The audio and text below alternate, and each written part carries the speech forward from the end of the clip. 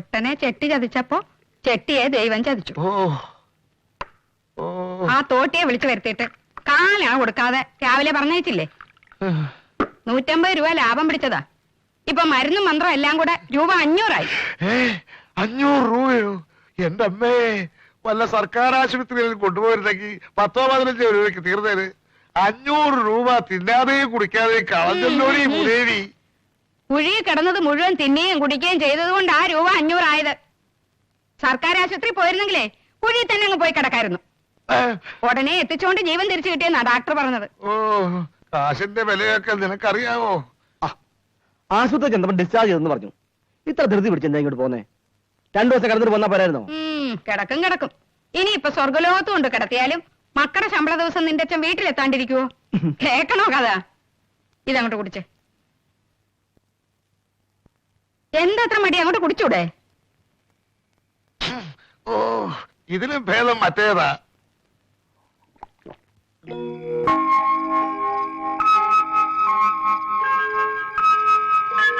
എന്റെ മുത്തപ്പ, 1 2 3 4 5. പേടിച്ചു പോലൂടി. വരുന്ന വരവ് വേണ്ട, ഏതാണ്ട് കൊള്ളക്കാര് വരുന്ന പോലെ ഉണ്ടല്ലോ. പിന്നെ കൊള്ളക്കാര് നിങ്ങളുടെ സമ്പാദ്യവും മണപ്പിച്ചോണ്ട് നടക്കല്ലേ? ഇങ്ങനെ 24 മണിക്കൂറും പണവും കെട്ടിപ്പിടിച്ചോണ്ടിരുന്നാലേ ഒരു ദിവസം എല്ലാം കൂടെ അങ്ങ് പോകും.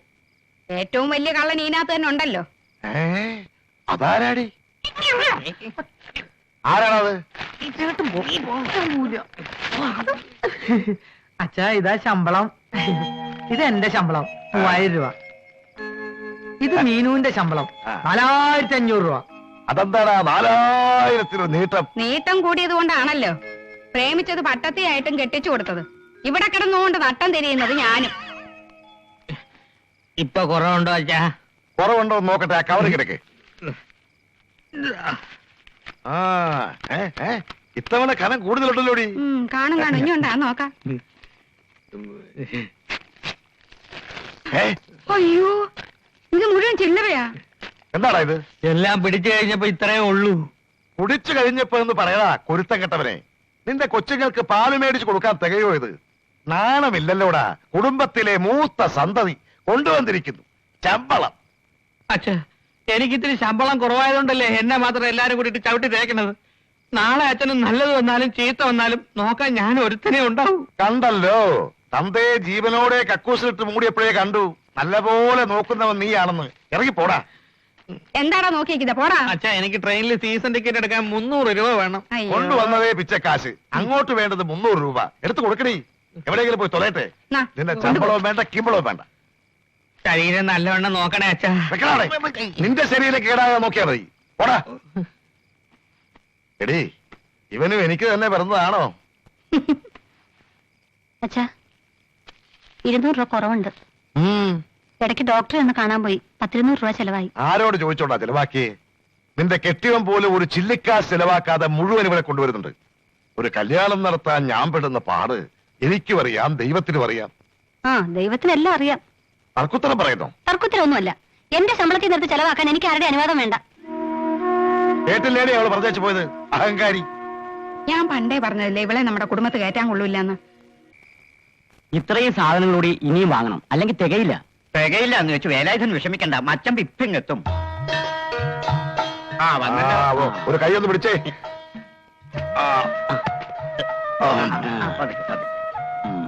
എവിടെയായിരുന്നു അച്ചമ്പി ഇതുവരെ? സാധനങ്ങൾ എത്താതെ വേലായുധൻ കിടന്ന് ബഹളം വെക്കാൻ തുടങ്ങി. തിരക്കൊഴിച്ചിട്ട് ചന്തയിലോട്ട് കേറാൻ പറ്റുമോ? ഉള്ള വില വാങ്ങില്ലേ അവന്മാര്? വിലയിതാ ആവശ്യത്തിൽ കൂടെ സാധനം മേടിച്ചിട്ടുണ്ട് എന്ന് വെച്ച് എല്ലാം കൂടെ വെട്ടിയടിച്ചെങ്കിൽ തള്ളരുത്. മിച്ചമുള്ളത് തിരികെ കൊടുത്ത് കാശ് വാങ്ങിക്കാനുള്ള ഏർപ്പാട് ചെയ്തിട്ടാ ഞാൻ വന്നിരിക്കുന്നത്. എല്ലാത്തിനും ഒരു ന്യായം വേണ്ടേ മച്ചമ്പി? പിന്നെ വേണ്ടേ? ഈ മച്ചമ്പിയുടെ ഒരു ബുദ്ധി. അയ്യോ, ഇതൊന്നും നമ്മുടെ ബുദ്ധിയല്ല. അപ്പം ദൈവം നമുക്ക് ഉപദേശം തരുന്നല്ലേ. എല്ലാം മുത്തപ്പന്റെ കടാക്ഷം. എന്താത് മച്ചമ്പി? എന്താ ഇത്? കല്യാണം നാളെയല്ലേ? ആരാ ഇവരൊക്കെ? അത് പെണ്ണിന്റെ ആൾക്കാരാ. നാളെ ബന്ധായത് കാരണം അവരല്ല ഇന്നേ ഇങ്ങോട്ട് പോന്നു. ഇനിയുണ്ട് 500 പേര്. എന്താ ചതിച്ചോ?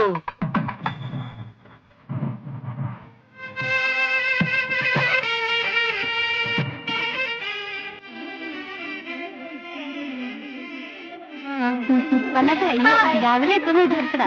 അയപ്പോട്ടെ ഒറ്റടുത്ത് കാണും. നല്ല ആളാ. ഇവിടെ വന്നിക്കാം. ഇത് പിടിച്ചേ. ആ. ഞങ്ങൾ കയറി അങ്ങോട്ട്. വരൂ. ആ വന്നാട്ടെ വന്നാട്ടെ. നമസ്കാരം. നമസ്കാരം. ഞാൻ വിചാരിച്ചു ഈ മേനോനെത്താൻ മറന്നു കാണുമെന്ന്. നന്നായി. എന്നാ പിന്നെ ഞാൻ ഇതുവരെ വരണോ? അല്ല മേനോനെ, ഒരിടത്തും കാണാത്ത ഒന്നാണല്ലോ പെണ്ണ് വീട്ടുകാർ ചെറുക്കന്റെ നാട്ടിൽ വന്ന് കല്യാണം നടത്തുന്നത്. എല്ലാവർക്കും ഈ ഒരൊറ്റ ചോദ്യമേ ഉള്ളൂ. ഇതിൽ അത്ഭുതപ്പെടാനൊന്നുമില്ല. എല്ലാത്തിനും കിടന്നോടാൻ ഞാൻ മാത്രമല്ലേ ഉള്ളൂ പണിക്കരെ. അത് മനസ്സിലാക്കി ചെറുക്കന്റെ അച്ഛനാ ഇങ്ങനെ ഒരു നിർദ്ദേശം വെച്ചത്. എന്നാ പിന്നെ അങ്ങനെ ആയിക്കോട്ടെന്ന് ഞാനും പറഞ്ഞു. അത്രേ ഉള്ളൂ. വാ നമുക്ക് അകത്തോട്ടിരിക്കാം. വാ വാ.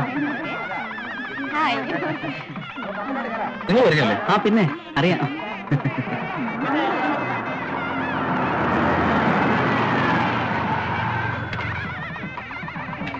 നമസ്കാരം അങ്കിൾ. നമസ്കാരം. അതുപോലെ എനിക്ക് അല്പം തിരക്കുണ്ട്. ചടങ്ങ് കഴിയുന്നവരെ നിൽക്കാൻ നേരമുണ്ടാവില്ല. ടൗൺ ഹാളിൽ CM പങ്കെടുക്കുന്ന ഒരു ഫംഗ്ഷൻ ഉണ്ട്. ഞങ്ങൾ പോലീസുകാരുടെ പരിപാടിയാ, ഒഴിവാക്കാനേ പറ്റിയില്ല. രമേശിനോട് ഉണ്ടാവും. രമേശ് എന്തൊക്കെയുണ്ട്? സുഖം. ശരി. എന്റെ വൈഫാണ്. ഓ നമസ്കാരം. ഞാൻ പറഞ്ഞിട്ടില്ലേ, രാമകൃഷ്ണൻ സാറ് ഏജിയാ. ഇത് മകനാ രമേശ്. നമസ്കാരം. ഞങ്ങൾ ഒരുമിച്ച് പഠിച്ച. എവിടെ കല്യാണ സെക്കൻഡ്? അകത്തുണ്ട്. വന്നേ വന്നട്ടെ. രമേശ്.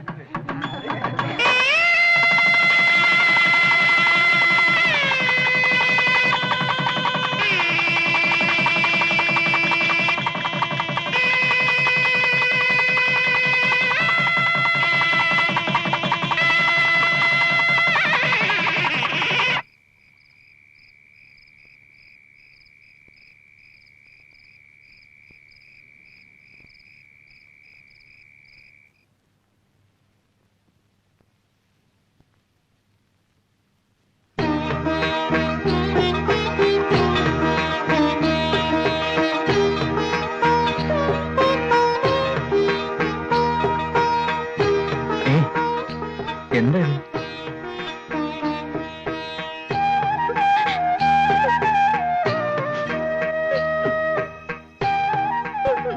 എന്തിനാ കരയുന്നത്?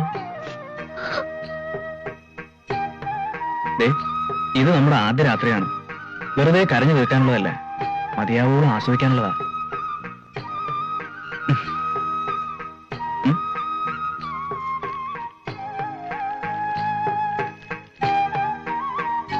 ഞാൻ ഭാഗ്യവതിയാണ്. ഒരു വിവാഹത്തെക്കുറിച്ച് സ്വപ്നം കാണാൻ പോലും അർഹതയില്ലാത്ത എനിക്ക് അങ്ങയെ ഭർത്താവായി കിട്ടിയതിൽ ഞാൻ ദൈവത്തിനോട് നന്ദി പറയുകയാണ്. വായ് തുറന്ന് മിണ്ടാൻ പോലും കഴിയില്ലെന്നറിഞ്ഞിട്ടും എന്നെ ഭാര്യയായി സ്വീകരിച്ച അങ്ങയെ ഞാൻ എന്റെ ജീവന്റെ ജീവനായി സ്നേഹിക്കും. ദയവായി ഈ ഊമയെ വെറുക്കരുത്. ആര് പറഞ്ഞ എന്റെ മായക്കുട്ടിക്ക് മിണ്ടാൻ കഴിയില്ലെന്ന്? ഈ കണ്ണുകൾ സംസാരിക്കുന്നുണ്ടല്ലോ. ഈ ഉള്ളു മുഴുവൻ സ്നേഹമാണെന്ന് അറിഞ്ഞുകൊണ്ടാ നിന്നെ ഞാൻ ഇഷ്ടപ്പെട്ടത്.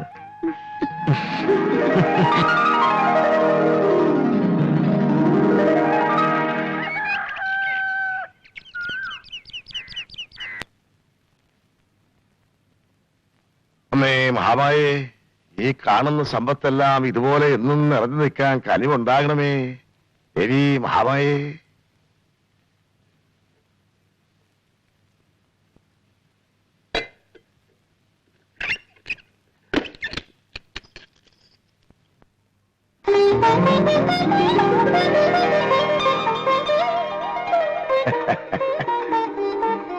എന്തമ്മേ, ഞാൻ എന്താ ഈ കാണുന്നേ? ലക്ഷ്മി പൂജ കഴിഞ്ഞ് തിരിഞ്ഞതും സാക്ഷാൽ മഹാമായ മുന്നില്. മനോഹരമായ ചായ പെൺകുട്ടികളായാൽ ഇങ്ങനെ തന്നെ വേണം. ആ ഇന്നു മുതല് നീയാണ് ഈ വീട്ടിലെ മഹാലക്ഷ്മി. എന്നും രാവിലെ മോളെ കനുകണ്ടിട്ട് വേണം ഈ അച്ഛൻ ഉണരാൻ.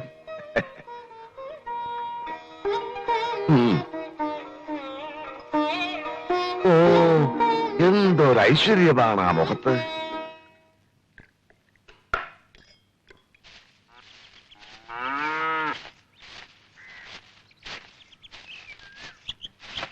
എന്റെ ദൈവമേ, ഞാൻ എന്തേക്കും? ഓളോടാരാ ഇതൊക്കെ ചെയ്യാൻ പറഞ്ഞേ? ഇതൊന്നും ശീലമില്ലാത്ത കുട്ടിയല്ലേ? ഇതങ്ങോട്ട് കുടിച്ച്. ഹാർലിക്സാ, അടുക്കള കയറി അമ്മ തന്നെ ഉണ്ടാക്കിയതാ. കുടിക്ക്. ഇങ്ങോട്ടിരുന്നേ. മോള് കുടിക്കുവോ? ദേ, അമ്മ ഒരു കാര്യം പറയട്ടെ. ഇത്തരം പണികളൊന്നും മോള് ചെയ്യരുത്. ഇതൊക്കെ നോക്കാൻ ഇവിടെ വേറെ 3 പെണ്ണുങ്ങളുണ്ടെന്നേ. ദേ അവരോടൊന്നും മോള് അധികം അടുത്ത് ഇടപെടാണ്ട. വൃത്തികെട്ട ഇനങ്ങളായില്ല. ആ മൂത്തവളില്ലേ ചന്ദ്രിക, ദരിദ്രവാസി, കാശിന് വകയില്ല, മുഖത്ത് നോക്കി ആ ദിവസം വെള്ളം കിട്ടില്ല. പിന്നെ രണ്ടാമത്തോള് ആ ഉണ്ടപത്രോസ്, ആഹാ പഴയ, സംസാരിക്കാൻ കൂടി കൊള്ളില്ല. എന്തെങ്കിലും പറഞ്ഞ കലിതുള്ളി വരുമെന്ന്. ഒരിക്കലേ എന്റെ നേരെ കയ്യൂങ്ങി അവള്. കേക്കണോ കഥ? പിന്നെ ആ പട്ടത്തി എന്റെ മോനെ പ്രേമിച്ച് കെട്ടിയതാ. വലിയ ശമ്പളക്കാരിയാണെന്നാ ഭാവം. അഹങ്കാരി. മോടെ കാലേ കിടക്കുന്ന ചെരുപ്പിന് തികയോ അവളുടെ ഒരു മാസത്തെ കിമ്പളം. അവളോടും മോള് മിണ്ടാൻ പോകണ്ട. അമ്മ ഈ പറയുന്നതൊക്കെ മോടെ നല്ലതിന് വേണ്ടിയിട്ടാ. മോക്ക് എന്ത് വിഷമം ഉണ്ടെങ്കിലും അമ്മയുണ്ട്. അമ്മ, അച്ഛൻ, അച്ഛൻ, അമ്മ. ഞങ്ങൾ എന്ത് പറയുന്നോ അത് മാത്രം കേട്ടാ മതി മോള്, കേട്ടോ. ആ, അമ്മ പോയി കാപ്പിയും പലഹാരം എടുത്തു വെക്കട്ടെ. ആ, ഇത് മുഴുവനും കുടിക്കേ. ആ, ഇനി മോള് റെസ്റ്റ് എടുക്ക.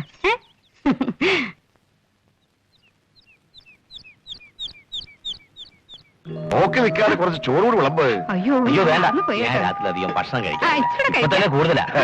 ഞാനാണെങ്കിൽ നേരെ മറിച്ച 4 നേരവും സുഭിക്ഷമായിട്ട് ഭക്ഷണം കഴിക്കും. അതാ എന്റെ ഒരു ശീലം. ലേശം കൂടി ഇങ്ങോട്ട് വിളപ്പിക്കേ. ദാ വരുന്നു.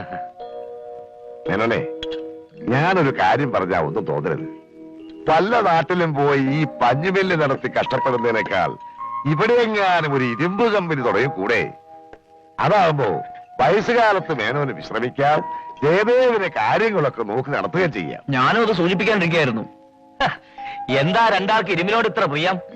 ഇരുമ്പാണെങ്കിൽ തുരുമ്പ് പിടിച്ചാലും കിലോ കണക്കിന് തൂക്കി വിറ്റ് കാശാക്കാം. ഈ പഞ്ഞിയാകുമ്പോ ഒരു തീപ്പൊരി വീണാ മതി, എല്ലാം തീർന്നില്ലേ? നമുക്ക് ആലോചിക്കാം.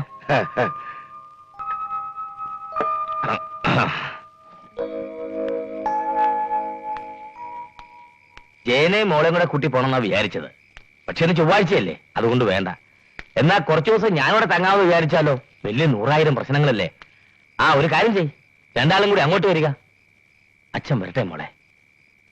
പിന്നെ എന്റെ മൂക്കിവിടെ ഒരു കുറവും വരരുത്. അയ്യോ, മേനോൻ എന്താ അങ്ങനെ പറഞ്ഞത്? മായ ഇനി വന്ന് ഞങ്ങളെ കൂടെ മകളല്ലേ, അവക്ക് ഇവിടെ ഒരു കുറവും ഉണ്ടായില്ല. അയ്യോ, എന്ത് പ്രാന്തായി ആ കാണിക്കുന്നു? പോടി അവിടുന്ന്. പ്രാന്തമല്ല, എവിടെ? കൊച്ചിന്റെ മുഖത്ത് കൊതു കളിക്കുന്നില്ലേ? കൊതു ഞാനും കാണുന്നില്ലല്ലോ. ഇങ്ങോട്ട് മാറ്, നിനക്കെന്തറിയാം? ഇങ്ങോട്ട് മാറി, ഞാൻ നോക്കട്ടെ, ഞാൻ നോക്കാം. കൊതു കൊച്ചിന്റെ മുഖത്ത് കളിച്ചിട്ടുണ്ട്. ജന്നി ഞാൻ അത് പറയട്ടെ. രാത്രി യാത്രയില്ല. ഓ, ആ.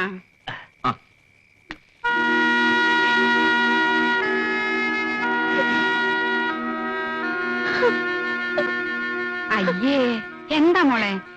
അച്ഛൻ പോകുമ്പോ കരയുന്നോ? ഞങ്ങളൊക്കെ ഇല്ലേ ഇവിടെ? അപ്പോ പോട്ടെ.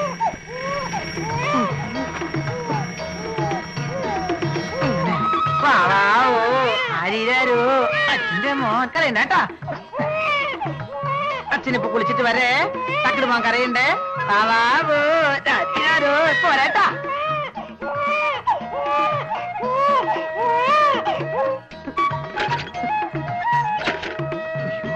മീനാക്ഷി, കൊച്ചു കരയുന്നേടി, ചെന്നെടുക്ക്. ഓ, എണീറ്റ് കുംഭകർണൻ. തന്നെത്താൻ ഒന്ന് എടുത്ത് നോക്കിയാലെന്താ? കൈ കൊള്ളുവോ?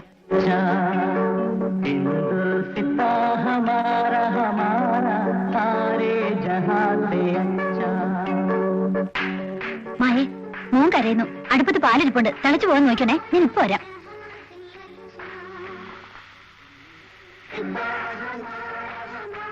മോളെ, ഈ അടുക്കള പണിയൊക്കെ നിന്നോട് ചെയ്യണ്ടെന്ന് അമ്മ പറഞ്ഞിട്ടില്ലേ?